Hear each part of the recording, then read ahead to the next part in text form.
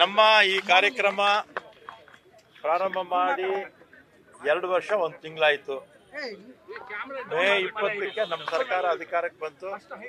ಸಿದ್ದರಾಮಯ್ಯನವರು ಮುಖ್ಯಮಂತ್ರಿ ಆದರು, ಶಿವಕುಮಾರ್ ಅವರು ಉಪಮುಖ್ಯಮಂತ್ರಿ ಆದರು, ನಾನು ಕೂಡ ಈ ಇಲಾಖೆಯ ಮಂತ್ರಿ ಆದೆ. 21 ದಿನದಲ್ಲಿ ನಮ್ಮ ಈ ಶಕ್ತಿ ಕಾರ್ಯಕ್ರಮವನ್ನು ಪ್ರಾರಂಭ ಮಾಡಿದ್ವಿ. ಆಗ ಅನೇಕ ಸಮಸ್ಯೆಗಳಿತ್ತು.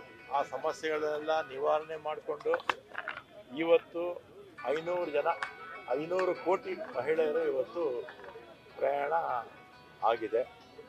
ಅದಕ್ಕೆ ಸಾಂಕೇತಿಕವಾಗಿ ಮುಖ್ಯಮಂತ್ರಿಗಳು ಬಂದು ಒಂದು ಟಿಕೆಟು ಮಹಿಳೆಗೆ ಕೊಟ್ಟಿದ್ದಾರೆ. ಕೊಟ್ಟು ಅವರಿಗೆ ಗೌರವ ಮಾಡಿ ಕಾರ್ಯಕ್ರಮ ಮುಗಿಸಿ ಅವರು ಇಂಡಿಗೆ ಹೋದರು. ಸಾರಿಗೆ ಶಕ್ತಿ ಯೋಜನೆಯಿಂದ ಸಾರಿಗೆ ಇಲಾಖೆ ನಷ್ಟದಲ್ಲಿದೆ ಅನ್ನೋ ಮಾತು. ಶಕ್ತಿ ಯೋಜನೆಯಿಂದ ನಷ್ಟ ಆಗೋಲ್ಲ. ಆಮೇಲೆ ಟೀಕೆ ಮಾಡೋರಿಗೆ ಮೊದಲು ಬೇಸಿಕ್ ಅರ್ಥ ಮಾಡ್ಕೋಬೇಕು.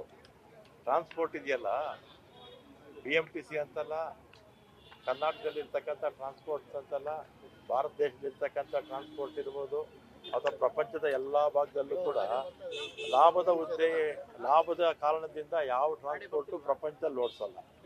ಸಾರ್ವಜನಿಕರ ಅನುಕೂಲಕ್ಕೆ ಇದನ್ನೆಲ್ಲ ಕೂಡ ಓಡಿಸೋದು. ಆಮೇಲೆ ನಮಗೆ 40% ಬಸ್ಸಸ್ಸು ನಷ್ಟ ಆಗುತ್ತೆ ಅಂತ ಗೊತ್ತು. ಇವತ್ತೇ ಅಲ್ಲ, ಮೊದಲಿಂದಲೂ ಕೂಡ. ಆದರೂ ಕೂಡ ಓಡಿಸ್ತೀವಿ. ಯಾಕೆಂದರೆ ಸಾರ್ವಜನಿಕರು ಹಳ್ಳಿಗಳಿಂದ ಪಟ್ಟಣಕ್ಕೆ ಬರಬೇಕು, ಪಟ್ಟಣದಿಂದ ನಗರಕ್ಕೆ ಬರಬೇಕು, ನಗರದಿಂದ ಮಹಾನಗರಕ್ಕೆ ಬರಬೇಕು. ಆಮೇಲೆ 25% ನೋ ಪ್ರಾಫಿಟ್ ನೋ ಲಾಸ್ ಇರುತ್ತೆ, ಒಂದು 25% ಲಾಭ ಇರುತ್ತೆ. ಪ್ರಪಂಚದ ಎಲ್ಲ ಭಾಗದಲ್ಲೂ ಅಷ್ಟೇ. ಇದಕ್ಕೇನಾಗಬೇಕು ಅಂದರೆ ಎಲ್ಲ ಸರ್ಕಾರಗಳು ಪ್ರಪಂಚದಲ್ಲಿ ಅಥವಾ ನಮ್ಮ ದೇಶದಲ್ಲಿ ಪಬ್ಲಿಕ್ ಟ್ರಾನ್ಸ್ಪೋರ್ಟೇಷನ್ಗೆ ಸಪೋರ್ಟ್ ಮಾಡ್ತಾರೆ. ಗ್ಯಾರಂಟಿ ಯೋಜನೆಗಳು ಮುಂದುವರಿಯುತ್ತೆ ಸರ್? ನಿಮ್ಗೆ ಯಾಕೆ ಡೌಟ್ ಬಂತು? ಶಾಸಕರು ಸುರ್ಜೇವಾಲಾ ಅವರ ವಿಚಾರದಲ್ಲಿ ಅಲ್ಲಿ ಚರ್ಚೆ ಆಗಿರುವ ನಿಮ್ಗೆ ಯಾಕೆ ಡೌಟ್ ಬಂತು? ಈ ಕಾರ್ಯಕ್ರಮ ಮುಂದುವರಿಯುತ್ತೆ. BJP ಅವರಿಗೆ ಸಹಿಸ್ಕೊಳ್ಳೋಕೆ ಆಗ್ತಿಲ್ಲ. ಅವರು ಈ ರೀತಿ ಸೋಷಿಯಲ್ ಮೀಡಿಯಾ ಮುಖಾಂತರ ಎಲ್ಲ ಅಪಪ್ರಚಾರ ಮಾಡ್ತಾರೆ.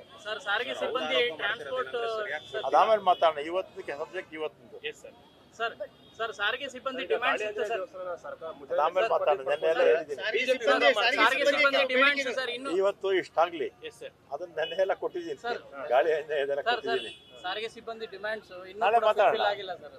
ಅದು ಅಲ್ಲ, ಬರೀ ಮೀಟಿಂಗ್ ಮೇಲೆ ಮೀಟಿಂಗ್ ಆಗ್ತಾ ಇದೆ. ಈಗ ಹಣಕಾಸು ಸಚಿವರು ಯಾರು? CM ಅವರು. ಅವರ ನೇತೃತ್ವದಲ್ಲೇ ತೀರ್ಮಾನ ಆಗ್ಬೇಕು. ಕರಿತೀವಿ ಮೀಟಿಂಗ್ ಅಂತ ಹೇಳಿದರೆ ಕರೀತಾರೆ.